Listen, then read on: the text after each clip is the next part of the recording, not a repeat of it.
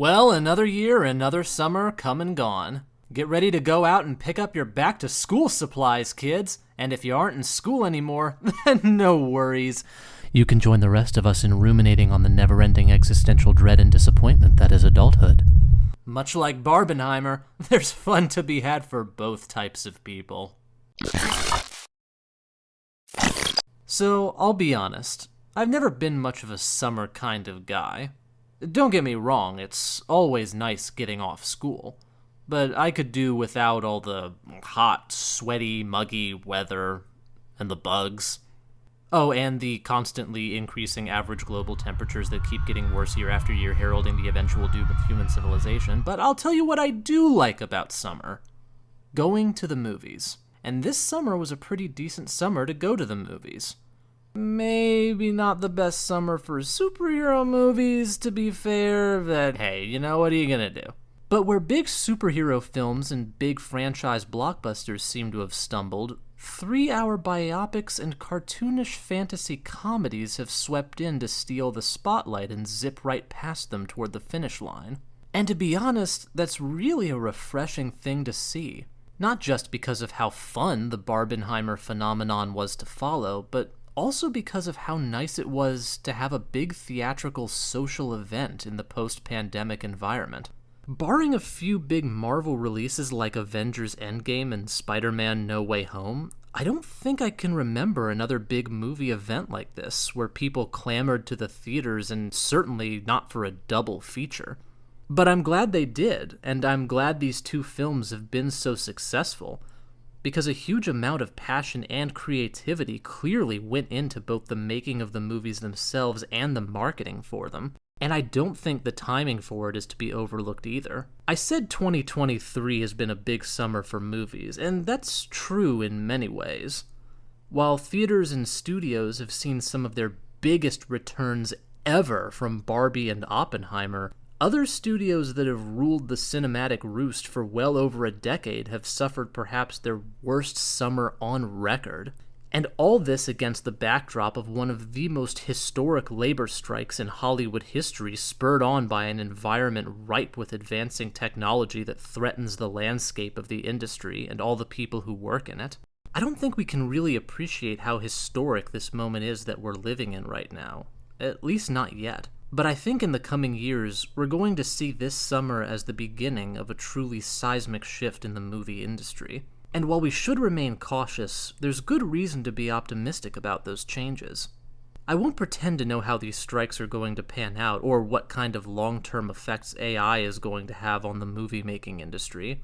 But I do think the fact that people got so excited for two movies that, by all accounts, probably wouldn't have been this successful were it not for the unique way they both propelled each other higher and higher, speaks to the deep hunger people have for stories that showcase the creativity and identity of the individual minds behind them. Franchises are fine. I don't think there's anything inherently wrong with keeping a popular series based on recognizable IPs going, as long as you don't run it into the ground, which, to be fair, modern Hollywood really seems to struggle with.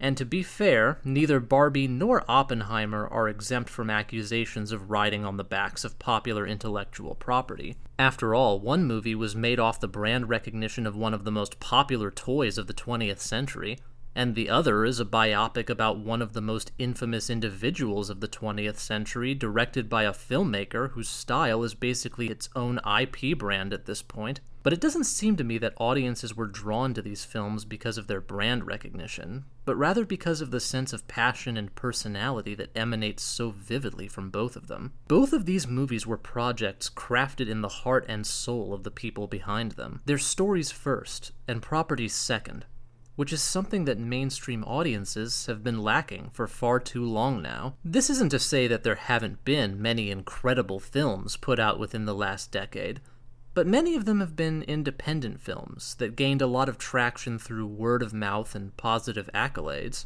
It's very rare to see major studios take chances on projects like this, even when they are helmed by industry titans with heavy name recognition.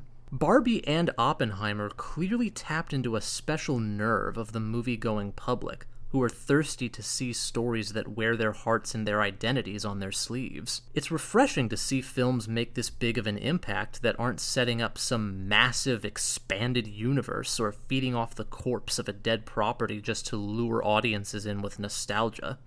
And I think it's also the most powerful signal to date that Hollywood no longer needs to rely on ginormous brand-name franchise behemoths with grossly overinflated budgets to get people into theaters. My optimistic side wants to believe that this can be a major turning point for the industry, although my more cynical self tells me that the lesson Hollywood is going to take from the success of these movies will end up being the wrong one. I can already smell Mattel cooking up a whole lineup of toy-based pictures to ride off the high of Barbie's success, and I don't doubt we'll be seeing a lot more Oscar bait films try to jump in on the craze around Oppenheimer by trying to replicate its style and sense of grandeur. But who knows?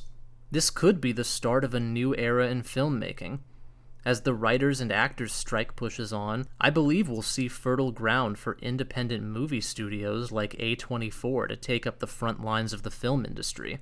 The industry desperately needs young blood at this point, and indie films have been undergoing a renaissance over the past 10 years now. Even though you can't really classify Barbie or Oppenheimer as indie projects, not even close, they do still tap into that same yearning for unorthodox and imaginative filmmaking that is more the purview of independent films as a genre. But there's another side to the Barbenheimer phenomenon that I haven't touched on yet, and I think it's just as important to talk about. While each of these movies were amazing in their own right, and I have no doubt that they both would have been titanically successful on their own, there's something really special and intriguing about the way they work together to boost each other into the stratosphere.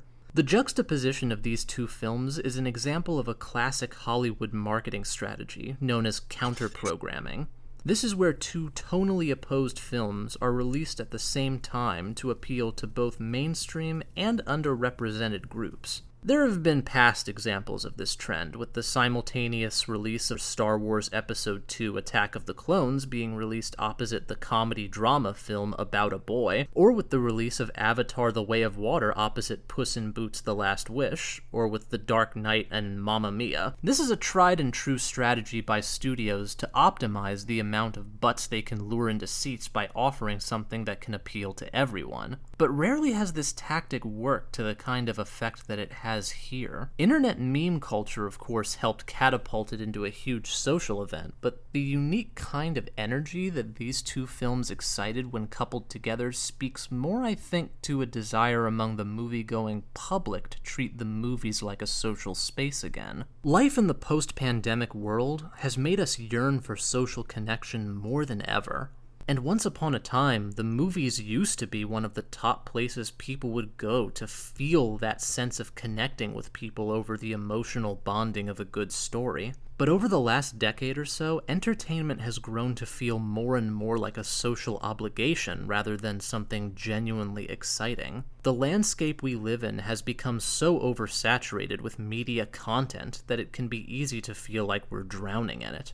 And keeping up with the newest TV show or the biggest franchise feels like homework more than something you really connect with people over, especially when so much of that media consumption is being done in isolation inside the comfort of our own homes now more than ever. Endgame and No Way Home both brought that lost excitement back for a period of time. But what Barbenheimer shows us is that we don't need to rely on massive waves of nostalgia and fan service or on decades worth of built-up crossover material to make audiences feel that enthusiasm. Stories connect us. They are the mortar that binds communities together, and being able to have two films arouse enough passion in audiences where your average person can say, yeah, I want to dress up in a black coat and a fedora and go see a big depressing epic about the man who invented the atomic bomb, and then right after I'm going to slip on pink and slide in next door to go party with Barbie, I think says a lot about how deeply people are feeling that need to break down those invisible barriers and allow ourselves to express a sense of levity. Barbenheimer has done for moviegoers today what Endgame and No Way Home did for audiences before the pandemic, and what so many other motion pictures before the modern era did for audiences back then, like Star Wars or the Rocky Horror Picture Show. The marketing for these films may have gotten people excited for them, but the real core of their success is the fact that people on the ground level took up that marketing on their own and turned what could have been just an ordinary, counter-programmed from above Hollywood double release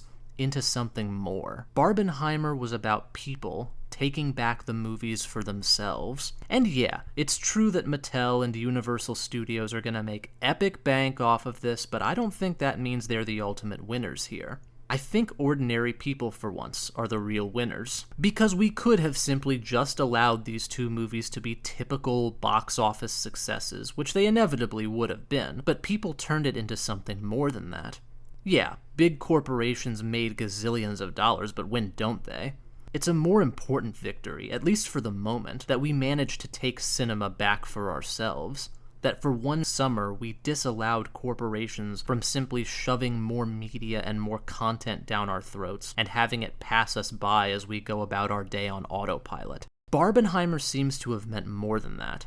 And studios and companies are obviously going to replicate the success of those films and recapture that magic artificially, but we have to resist that. We have to fight the temptation to backslide into the monotony of mindless consumption, and we have to resist the urge to retreat into the comfort of our isolation as our sole means of enjoying entertainment. That's not to say every single release or show should be a humongous social event. Obviously, that's unrealistic. But even taking all that into account, we can't lose sight of the importance of that social element. And we can't allow ourselves to become overly passive about the manner in which we engage with stories. When I see pictures of grown men going to see Barbie and teenage girls going to see Oppenheimer and knowing that all of them are having a good time and laughing about it, that to me signifies more than just a temporary meme or a fad. That signifies joy. It signifies an affirmation for life and for human bonding. And maybe it means something that this kind of a reaction was sparked by two movies that are about a socially dysfunctional outcast and a plastic doll learning what it means to be human. But then maybe that's precisely what makes these movies so human in the first place.